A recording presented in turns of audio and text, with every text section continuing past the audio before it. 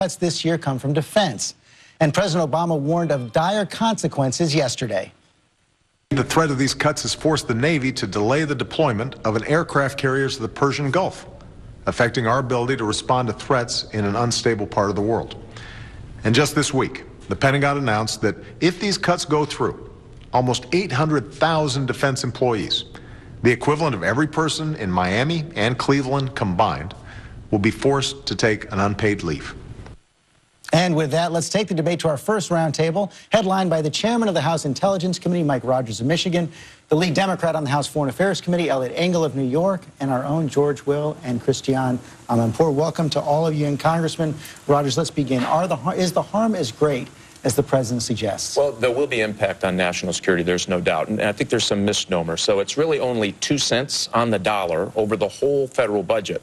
But they've scrunched that down into 7 months and highlighted, or at least put most of the burden on the Defense Department. So that is going to have an impact. That's a 13% cut.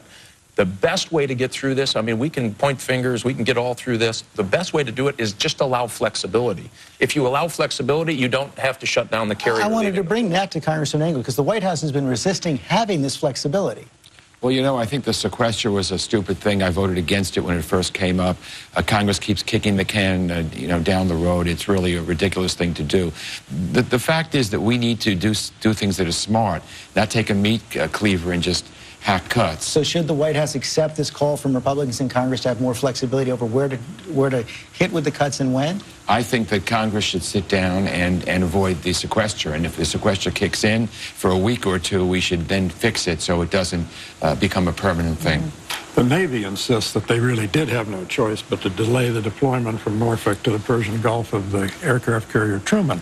If so, if they really have no wiggle room at all and that enormous budget to shift funds from one to another, that suggests to me that flexibility is what the administration does not want them to have, because they want to maximize the pain. They want disruptions in air travel and all the rest to put pressure on the Republicans to unravel the sequester. But one thing that is certain to happen, Congressman Rogers, is that right now, at least within a month, you're going to have these furloughs on the civilian employees of the Defense Department. That's a 20% pay cut.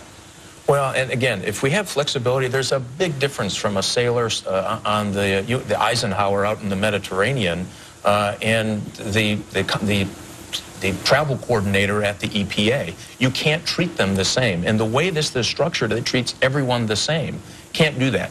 If you give them this flexibility, they can make the determination, yes, that second carrier group ought to steam to the Mediterranean. That's a national defense issue, I argue. We have intelligence operations that could get slowed down or stopped.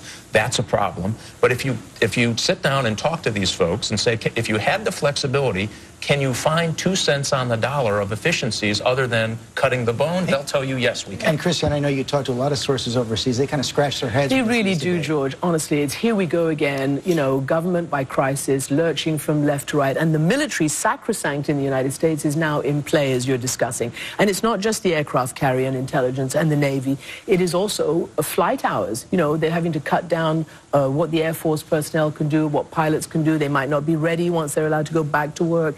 And even deployments for troops overseas, unable to sort of perhaps, transfer and transfer personnel out there. People will have to have longer deployments. So the whole thing doesn't make sense when viewed from outside. I want to get to more on this in our second roundtable, but now another big headline from this week. We saw a report coming out detailing Chinese attacks, Chinese military cyber attacks on